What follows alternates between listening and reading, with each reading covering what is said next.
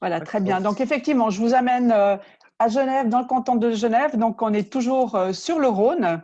On aura suivi le fil du Rhône et on est à l'autre bout de la Suisse. Donc, effectivement, Damian, tu l'as introduit. Je vais vous parler du plan directeur cantonal genevois qui démarre aujourd'hui, je dirais, une révision profonde. Je vais en parler évidemment en lien avec le climat puisque c'est notre sujet aussi, mais ce qu'on a convenu, c'est que avec Christa, c'est que je vous parlais de cette démarche de révision que nous ouvrons aujourd'hui sous l'angle, je dirais, de la participation.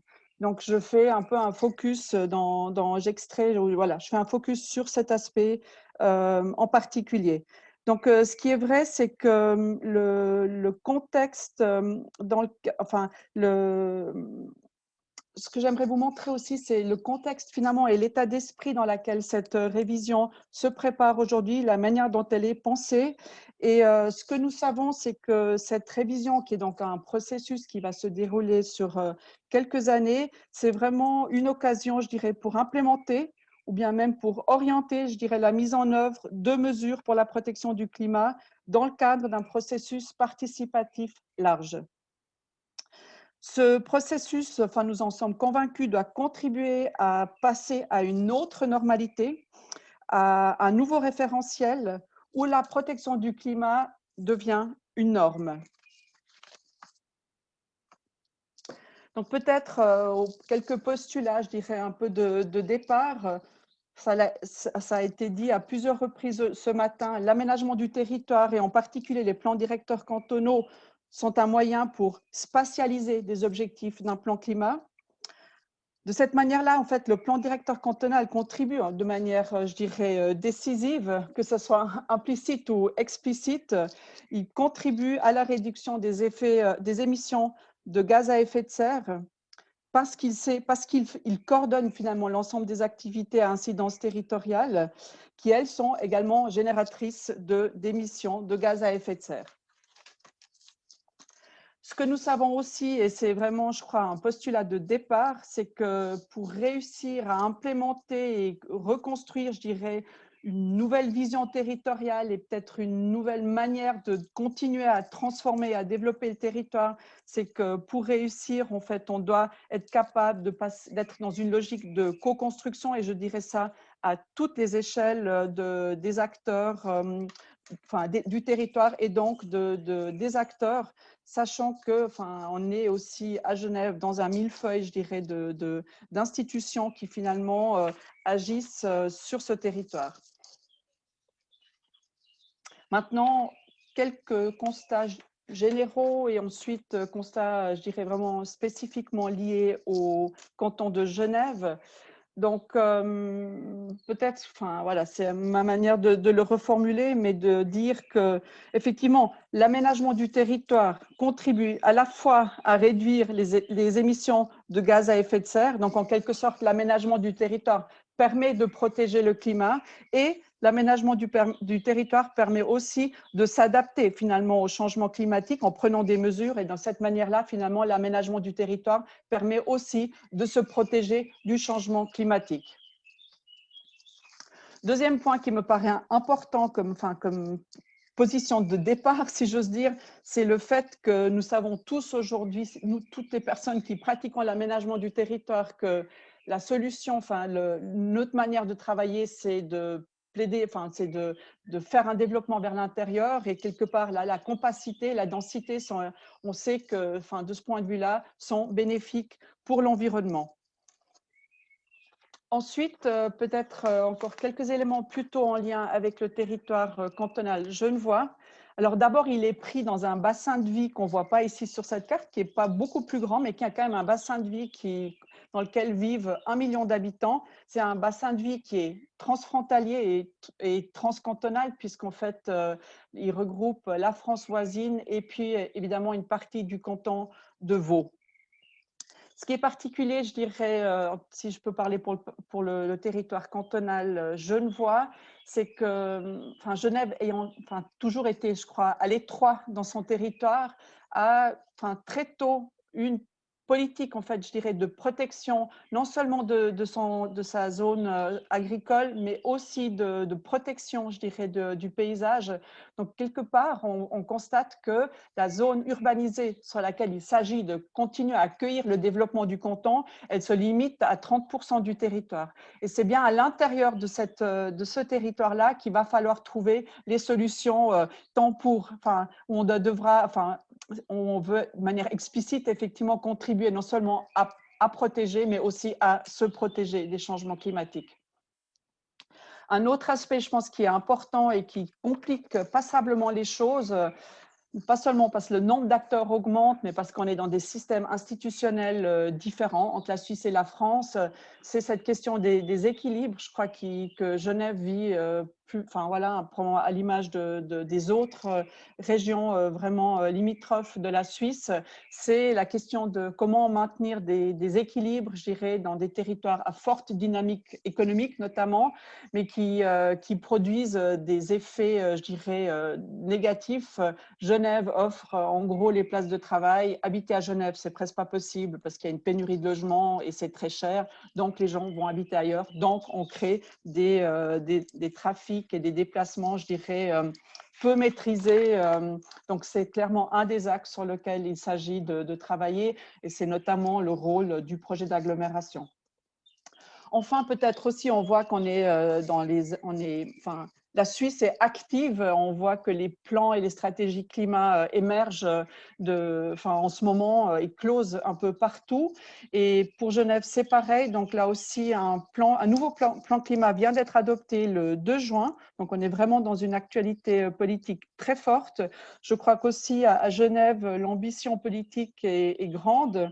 Elle répond aussi, je crois, à un large besoin énoncé par la population, une demande aussi de participer au développement territorial. Et je crois que fondamentalement, je crois qu'il y a une grande acceptation, en tout cas politique, de cette réorientation indispensable qui a sorti en plus, enfin, comme ailleurs, enfin, comme dans d'autres cantons et villes, je le sais, par des moyens financiers aussi qui nous permettent d'agir, gérer rapidement. Maintenant, peut-être deux éléments, mais ça, enfin, je pense que c'est au cœur des discussions de ce matin, donc je ne vais pas du tout m'attarder là-dessus, mais c'est effectivement ce besoin de trouver une autre normalité, cette normalité dans laquelle on est beaucoup plus économe avec nos ressources et où on a effectivement introduit, je dirais, introduit une pensée de solidarité qui permet de garantir des équilibres, ce qui sont, si j'ose peut-être juste faire cet aparté, donc par rapport à la révision du plan directeur cantonal, après cette première année de travaux, si vous voulez, on a énoncé deux fondamentaux qui sont effectivement celui du respect des ressources, si j'ose dire, l'utilisation durable des ressources, donc pas utiliser 3 terres, mais en utiliser qu'une, et ça de manière, je dirais, durable. Et puis l'autre, c'est effectivement l'autre pilier fondamental, c'est la solidarité. L'autre aspect, je ne veux pas être très long là-dessus, donc qui est aussi pour nous évidemment un enjeu particulier, c'est on est dans un territoire, je l'ai dit, extrêmement complexe avec des entités, des institutions à plusieurs niveaux.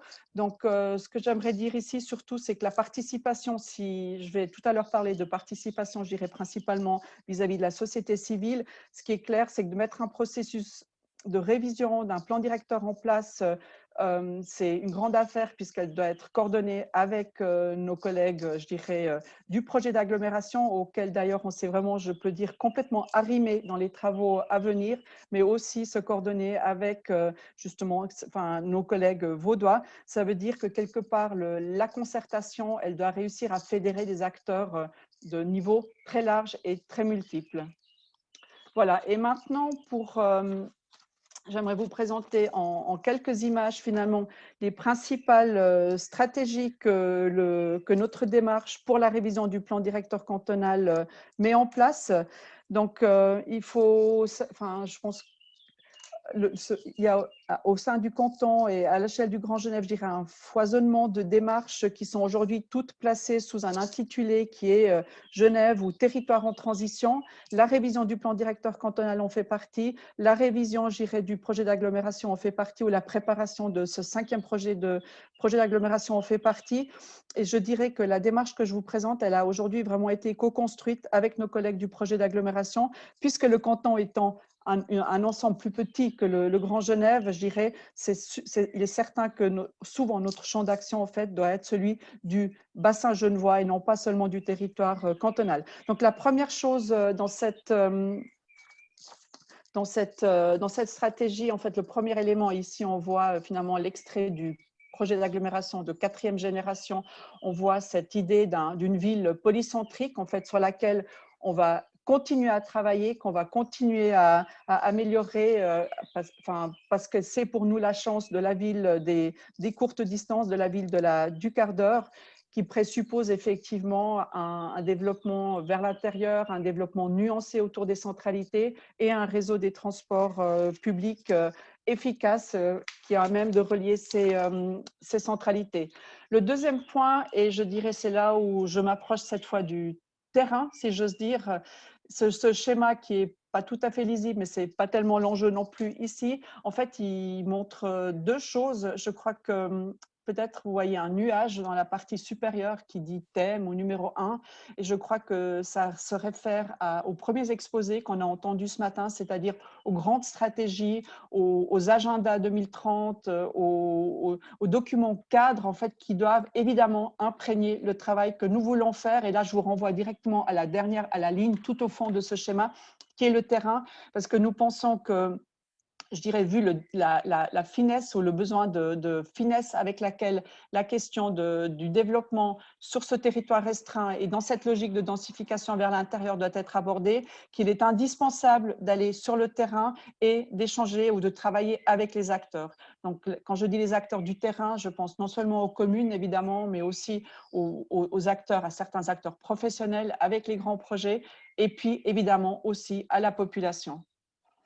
Et peut-être encore un dernier mot, si vous voulez, au centre, on voit un grand carré vert, et ce grand carré vert, en fait, c'est le dessin du territoire, c'est le projet de territoire, et c'est le projet de territoire transfrontalier, si vous voulez, que nous souhaitons mettre vraiment au cœur de la démarche, avec peut-être la Nicolas, une première réflexion qu'on a essayé d'ouvrir, c'est le cadre légal qui se trouve à droite et qui est en rouge, et dont on essayera de trouver, avec lequel on essayera de trouver certaines premières articulations, si j'ose dire, pour veiller à ce que nos bonnes intentions précisément puissent se réaliser, je dirais, rapidement. Et puis ensuite, une autre stratégie, je dirais, c'est effectivement, on sait qu'il y a un besoin de renouveler la vision, la manière de raconter le développement du territoire. Le contexte depuis 10 ans a complètement évolué, et je crois qu'il y a vraiment un besoin aussi vis-à-vis de la société civile de réussir à re-raconter en fait comment ce territoire va se transformer. Et pour ce faire, en fait, nous souhaitons aller, et c'est ce qui est prévu dans la démarche, vraiment aller sur le terrain, ouvrir en fait la démarche à la participation publique large. Et peut-être sur ce schéma, et j'en aurai déjà quasiment terminé, qui est pas très lisible non plus, mais j'aimerais surtout vous montrer, enfin peut-être vous voyez au centre un certain nombre de carrés avec des ronds. Chacun de ces carrés en fait représente des ateliers que nous voulons mener sur le terrain, des ateliers de projet, si j'ose dire. L'idée, c'est évidemment à côté je dirais, du cadre qui sera donné par les études de base qui alimenteront, je dirais, le contenu du plan directeur cantonal. Ce que nous souhaitons faire, c'est remettre, si j'ose dire, le projet et la vision du projet, la vision territoriale au cœur de notre démarche. Ces ateliers qui doivent donc avoir lieu dans les communes, sur les terrains, sont pour nous autant d'occasions, si j'ose dire, d'associer la population, de faire des portes ouvertes, de travailler avec des ateliers, je dirais, miroirs, des ateliers créatifs qui nous permettent d'échanger, de mieux comprendre les besoins de la population par rapport à ce processus, dans ce processus que nous mettons en place. Et probablement aussi de pouvoir sensibiliser sur les questions et de finalement trouver les solutions et les moyens d'agir pour répondre, je dirais, aux besoins avec les personnes directement intéressées. Voilà, avec ça, j'en arrive à la fin de mon exposé et j'aimerais peut-être, en conclusion, simplement encore dire que la participation ou partager et co-construire un projet, enfin, est une manière de partager, de mieux comprendre et de mieux se comprendre, mais c'est aussi une manière de faire remonter des besoins, de créer de l'adhésion et de faire ce pas ensemble vers une autre normalité où l'aménagement du territoire contribue aussi à protéger le climat. Merci beaucoup pour votre attention.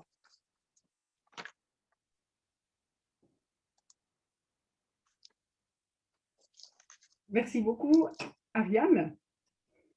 Pendant que tu parlais, il y a eu une remarque dans le Padlet qui parlait du Rösti-Graben en se demandant pourquoi on avait en particulier maintenant pour la partie cantonale 2 intervenants cantonaux romans.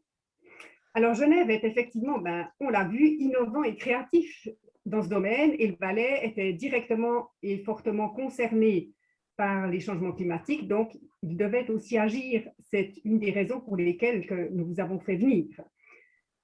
On voudrait aller plus vite, je le sens aussi sur le Padlet, mais c'est difficile. Ariane, ta présentation d'ailleurs de l'importance du gros travail de sensibilisation qui est nécessaire a été appréciée sur le Padlet et bien compris, mais c'est aussi toute la difficulté quelque part d'essayer de faire ce changement de conscience, d'essayer de faire comprendre la problématique au grand nombre pour pouvoir vraiment avancer. Nous avons encore quelques minutes pour échanger sur l'intégration de la protection du climat au niveau du plan directeur cantonal. Mais avant toute chose, et pour clore la boucle de ce deuxième bloc, Claudia, quelle est la question que tu souhaiterais poser à Ariane? Je ne sais pas si tu connaissais déjà tout ce que Genève fait. Voilà, je te passe la parole. Oui, bonjour Ariane. Merci pour ta présentation passionnante. Je suis persuadée que la participation est d'une importance primordiale pour la mise en œuvre d'une stratégie climat. Ma question concerne plutôt les contenus du plan directeur. Est-ce qu'il aura ou est-ce que tu penses qu'il aura des nouvelles pistes, des thèmes entièrement nouveaux dans le plan directeur pour cet aspect du climat? C'est encore trop tôt pour le dire. Ouais. Bon, enfin, je pense que je m'avance un petit peu parce que c'est trop tôt. Aujourd'hui, on a donc effectivement terminé une feuille de route qui pose un certain nombre d'orientations qui seront en quelque sorte notre ambition et qui a développé une méthode de travail qui effectivement dit allons sur le terrain, utilisant le projet comme instrument de recherche et de mise en œuvre, si j'ose dire.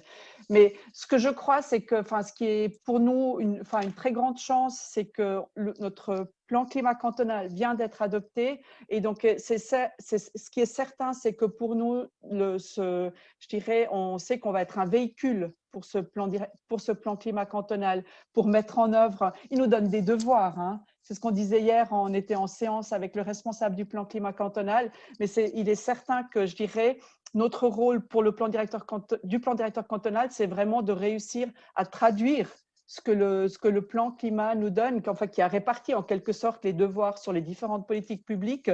Et je crois, moi je ne sais pas, aujourd'hui ce qu'on dit, c'est que ce qu'on souhaite vraiment réussir à faire, c'est de refonder cette vision du développement territorial. Donc vraiment oser dire que oui, on fait les études, on va les faire en parallèle, mais on veut aussi avoir le territoire, la maquette, les plans sur la table et comprendre comment, avec les différents acteurs, je dirais, impliqués dans les différentes politiques publiques, comment nous pouvons concrètement retranscrire, disons, ces intentions dans un projet spatialisé. Et je crois que, mais enfin, je te cite en te disant ça, c'est que si jusqu'à maintenant, l'actuel plan climat cantonal, qui évidemment fait déjà des choses pour le climat, mais peut-être de manière implicite, je pense que la question du climat apparaîtra comme un point, je dirais, enfin, apparaîtra de manière explicite. Et aujourd'hui, dans les orientations qu'on a, en fait, je dirais, elle fonde quelque part les différentes orientations. Donc, elle a pris un rôle, je dirais, en amont, supérieur et complètement englobant. Merci beaucoup, Ariane. On a encore, je dirais, on va faire jusqu'à midi pour la discussion. Donc, on a encore 10 minutes pour un peu échanger. Je vais prendre en compte aussi un petit peu ce qui s'est dit sur le Padlet. Et puis là, je sens une certaine impatience dans les différentes prises en compte. Monsieur Stocker a bien, en introduction, montré l'urgence de l'action, notamment au niveau de l'aménagement du territoire. Un plan directeur cantonal prend du temps, sa modification aussi. Le Merkblatt de la Confédération n'est finalement qu'un document de plus. Est-ce trop lent? C'est la question qui est posée. On critiquait, ou dans le Padlet, a été critiqué l'alignement de stratégies, de concepts, de plans, d'idées, de directives. Qu'en dites-vous? N'est-ce pas nécessaire d'agir à plusieurs niveaux, justement, et avec les instruments d'ores et déjà à disposition? Toi, tu as montré aussi, Ariane, l'importance de la sensibilisation, qui prend du temps, mais qui est nécessaire. Peut-être, j'ose cette question un peu ouverte, comment répondez-vous à ceux qui souhaiteraient aller plus vite? Vous qui êtes les représentants maintenant, aussi y compris maintenant Claudia avec le Merkblatt, du niveau cantonal et du plan directeur cantonal.